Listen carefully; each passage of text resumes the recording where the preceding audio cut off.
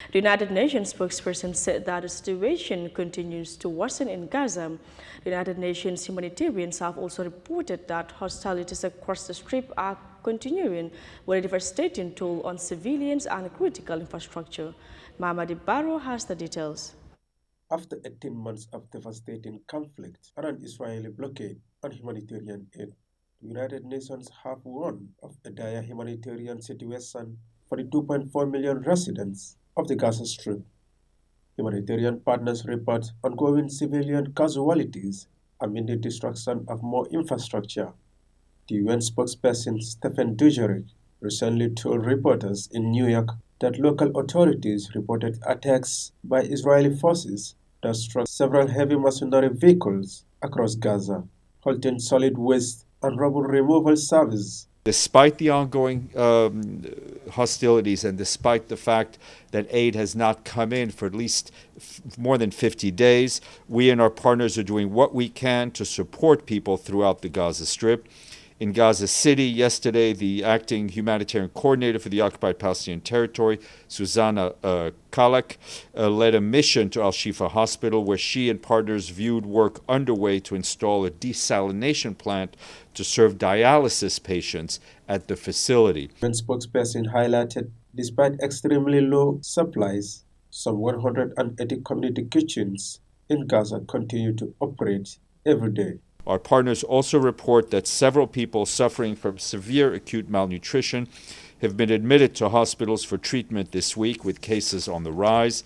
Despite extremely low supply, some 180 community kitchens in Gaza continue to operate every day. However, many of these kitchens are at imminent risk of closing due to the shutting down since the stocks are being depleted. Lack of cooking gas. Because of lack of cooking gas, families are resorting to burning plastic to cook their meals.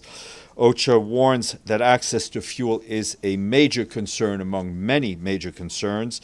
There are modest quantities available in Rafah and at the north of Gaza, but they cannot be accessed due to displacement orders and locations of these fuel depots in no-go zones.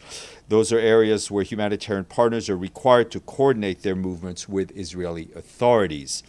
And to end on a more positive note, OCHA reports that humanitarian partners have rehabilitated a temporary dumping site in Al-Burej. Speaking on some positive developments, the spokesperson said humanitarian partners have rehabilitated a temporary dumping site in Al-Burej, which is expected to help reduce health risks and diseases among vulnerable populations there and in the wider Del Al-Bala area.